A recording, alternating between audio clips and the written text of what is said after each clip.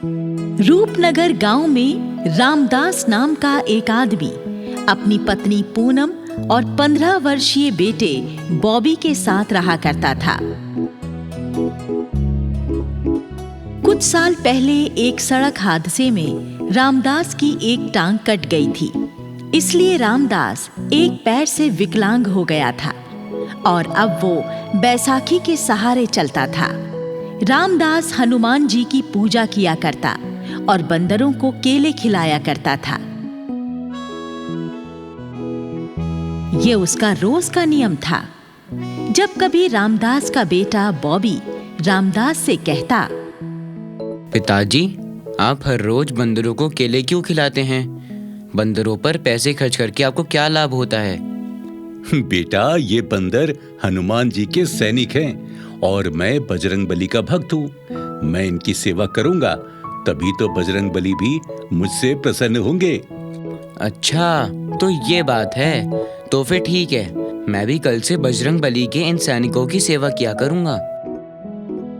गांव के बाहर वाले मेन रोड के किनारे पर रामदास की 1 बीघा पुश्तैनी जमीन थी, जिस पर रामदास ने एक छोटा सा ढाबा खोला हुआ था।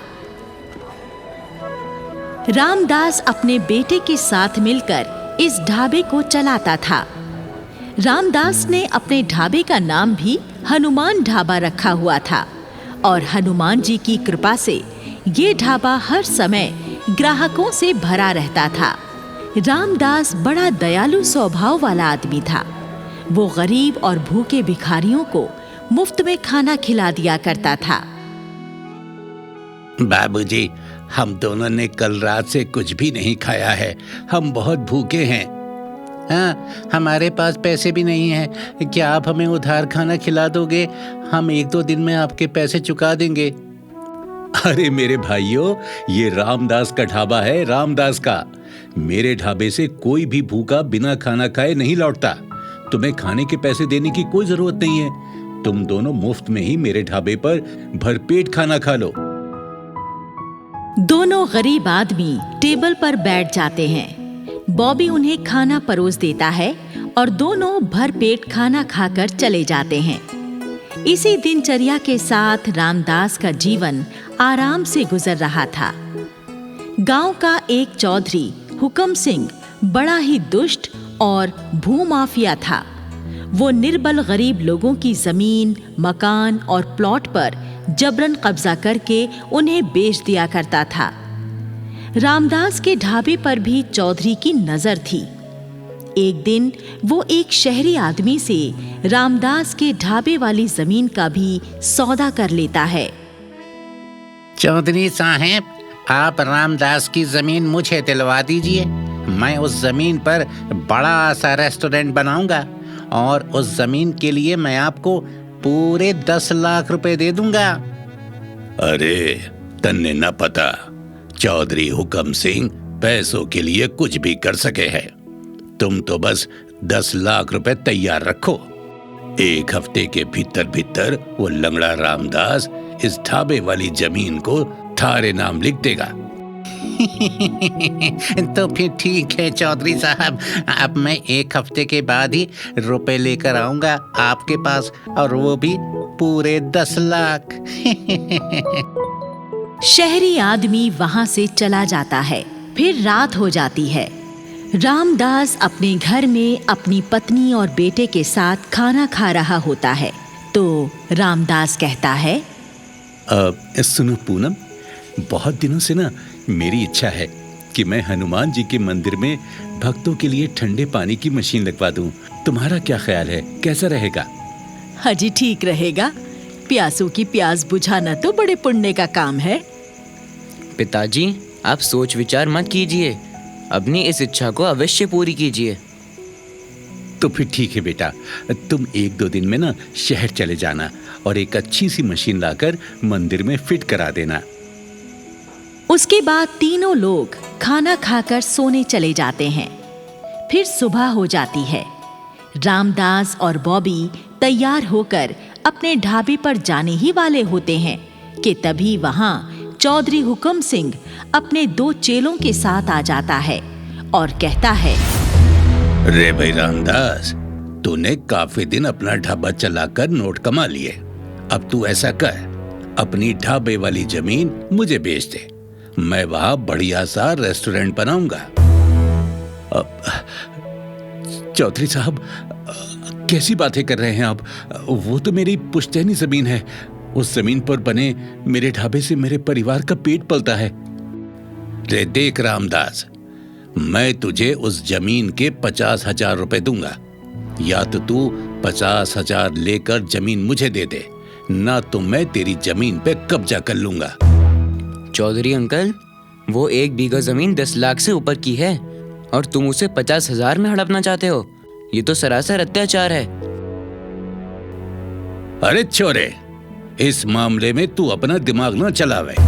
चौधरी हुक्म सिंह जिसकी भी चाहे जमीन हड़प लेवे है और पुलिस भी मारा कुछ न कर पावे है। हाँ, अब केवल 2 दिना का टेम है थारे पास।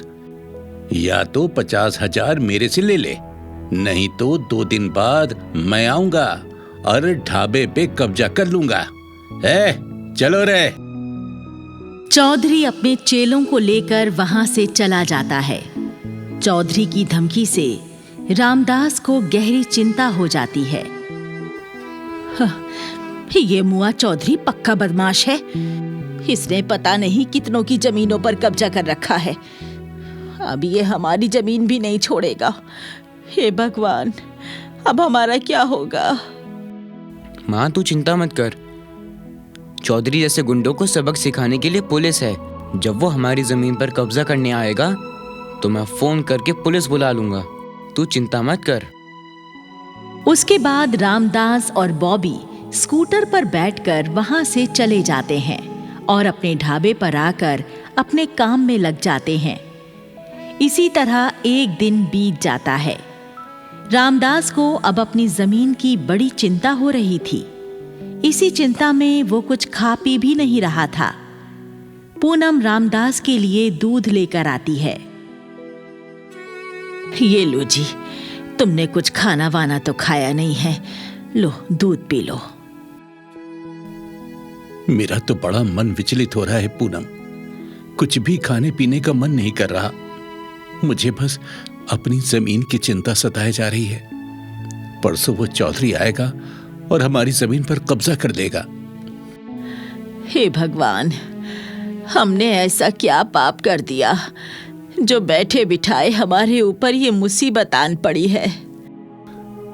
हे बजरंगबली, आप तो संकट मोचन हो। आप दुष्टों और पापियों का नाश करने वाले हो। प्रभु, मैं आपका निर्बल भक्त हूं। मुझ पर बहुत बड़ा संकट आन पड़ा है।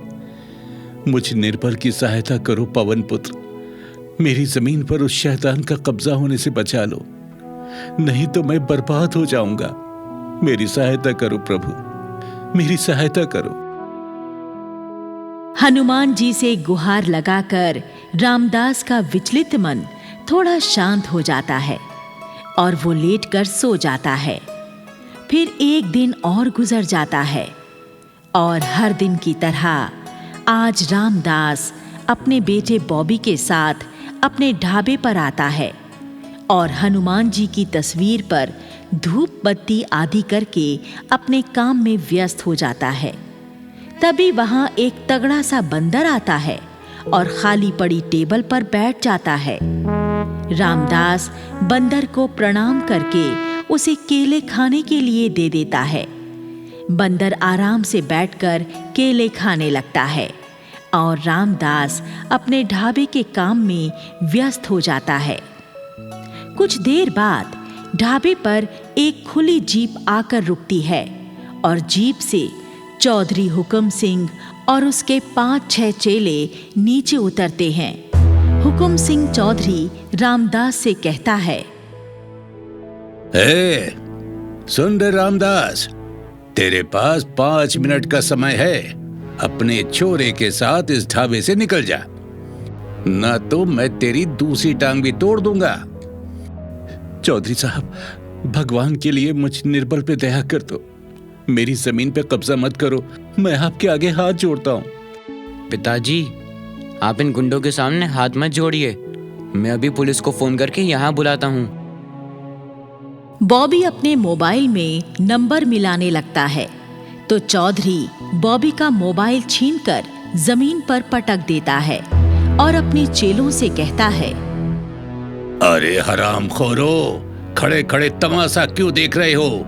इन दोनों बाप बेटों को मार मार कर यहाँ से भगा दो और इस ढाबे पर कब्जा कर लो।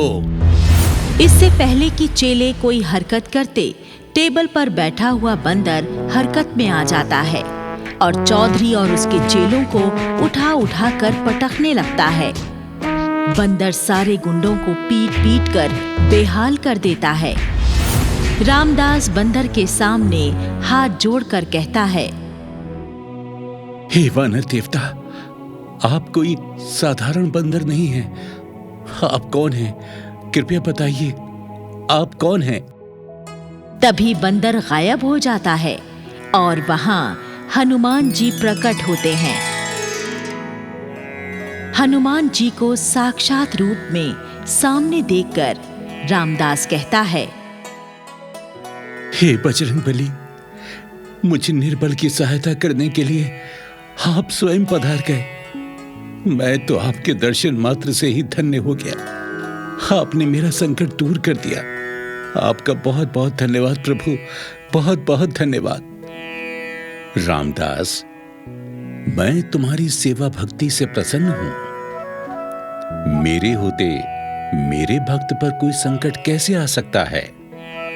अब तुम्हें इन दुष्टों से डरने की आवश्यकता नहीं है। इन्हें इनकी दुष्टता का दंड मिल चुका है। अब ये तुम्हें कुछ नहीं कहेंगे।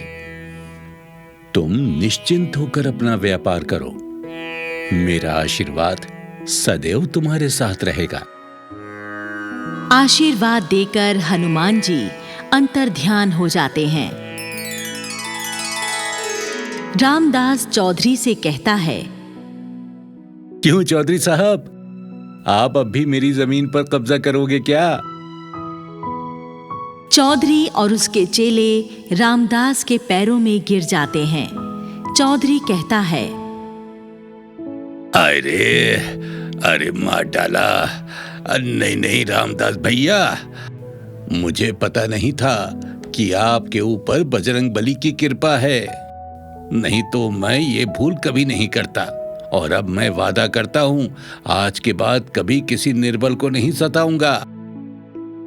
इस आश्चर्यजनक घटना के बाद चौधरी ने फिर कभी किसी गरीब या निर्बल को नहीं सताया। रामदास पहले की तरह आज भी अपना ढाबा चला रहा है और हनुमान जी की वानर सेना को केले खिलाकर पुण्य कमा रहा है।